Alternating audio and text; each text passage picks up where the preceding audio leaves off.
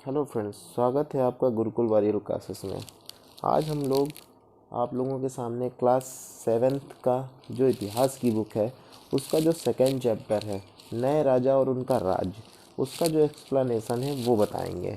ये आप ये इतना समझ के रखिए, ये थोड़ा सा चैप्टर बड़ा है, थोड़ा पेशेंस रखिएगा।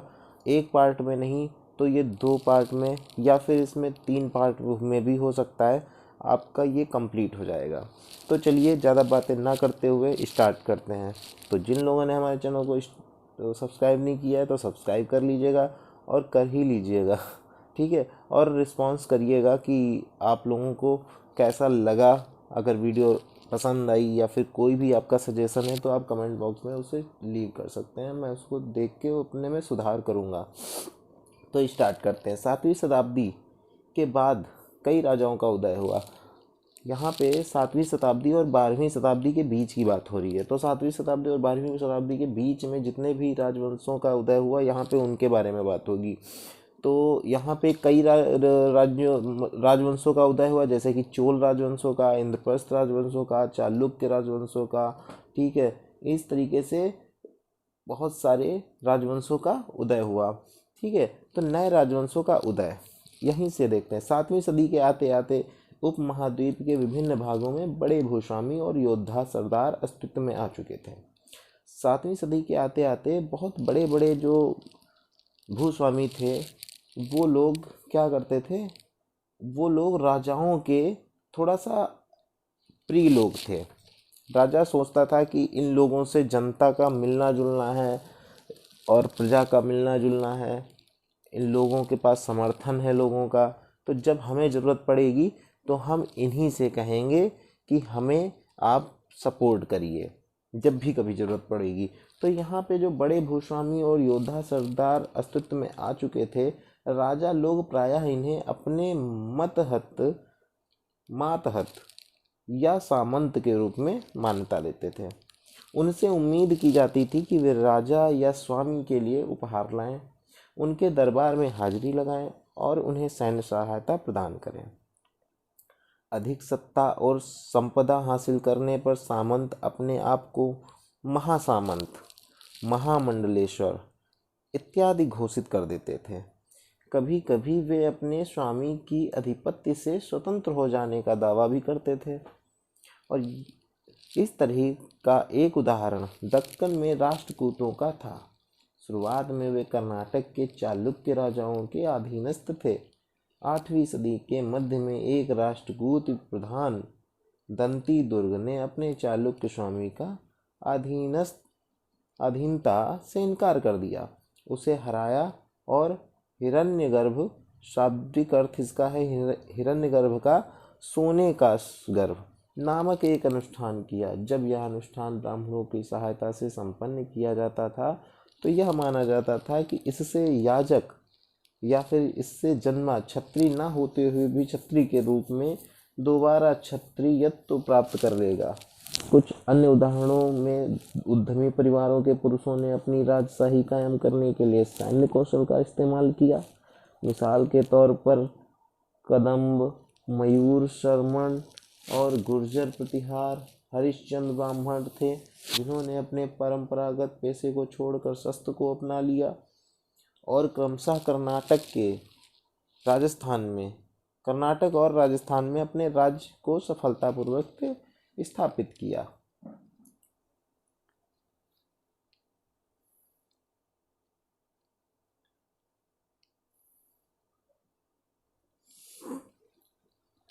अब आते हैं नेक्स्ट पे, राज्यों के में प्रशासन।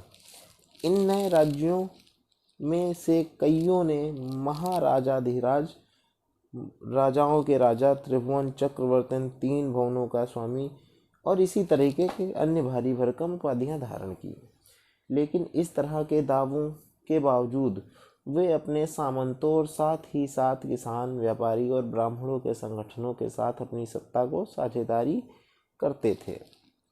इन सभी राज्यों में उत्पादकों अर्थात किसानों, मत्स्यपालकों, कारीगरों से संसाधन इकट्ठा किए जाते थे। इनको अक्सर अपने उत्पादों का एक हिस्सा त्यागने के लिए मनाया या बाध्य किया जाता था। कभी कभी इस हिस्से को लगान मानकर वसूला जाता था, क्योंकि प्राप्त करने वाला 1 सेकेंड क्योंकि प्राप्त करने वाला भूस्वामी होने का दावा करता था। राजस्व व्यापारियों से भी लिया जाता था। अब यहाँ पे आती है 400 कर। तमिलनाडु में शासन करने वाले चोल वंश के अभिलेखों में विभिन्न किस्म के करों के लिए 400 से ज़्यादा सूचक शब्द मिलते हैं। सबसे अधिक उल्लेखित कर है वेट्टी, जो नगद के बजाय जबरन श्रम के रूप में लिया जाता था, यानी जबरन श्रम, और कदमाई यानी कि भू राजस्व थे। मकान पर छाजन डालने पर लगने वाला कर, खजूर या ताड़ के पेड़ पर चढ़ने के लिए सीढ़ी के इस्तेमाल पर लगने वाला कर, पारिवारिक संपत्ति का उत्तराधिकार हासिल करने के लिए लगने वाला कर इत्यादि का भी उल्लेख मिलता है। ये संसाधन राजा की व्यवस्था का वित्तीय आधार बनते थे। साथ ही मंदिरों और दुर्गों के निर्माण में भी इस्तेमाल होते थे। संसाधन उन युद्धों को लड़ने में भी इस्तेमाल होते थे जिससे लूट की शक्ल में धन मिलने की तथा जमीन और व्यापारिक मार्गों के प्रयोग की संभावनाएं बढ़ती थी। राजस्व वसूली के लिए पदाधिकारियों की नियुक्ति सामान्यतः प्रभावशाली परिवारों के बीच से ही की जाती थी और प्रायः वंशानुगत होती थी। सेना में भी ऐसा ही होता था। कई बार राजा के निकट संबंधी ही इन ओहदे पर होते थे। अब आगे आते हैं प्रशस्तियाँ और भूमि अनुदान पे। प्रशस्तियों में ऐसे ब्यौरे होते हैं जैसे शब्दतः सत्य नहीं हो सकते, लेकिन ये प्रशस्तियाँ हमें बताती हैं कि शासक खुद को कैसा दर्शाना चाहते थे। मिसाल के लिए शूरवीर, विजयी योद्धा के रूप में ये विद्वान ब्राह्मणों द्वारा रची गई थी, जो अक्सर प्रशासन में मदद करते थे। अब आती है एक शख्स था नागभट्ट की। नागभट्ट। अब यहाँ पे नागभट्ट की उपलब्धियों के बारे में बताया गया है। चलिए आइए उसको भी देखते हैं। कई शासकों ने प्रशस्तियों में अपनी उपलब्धियों का व्याख्यान किया है। आपने पिछले साल गुप्त शासक समुद्रगुप्त की प्रशस्तियाँ के बारे में पढ़ा था, क्लास 6 में पढ़ा था।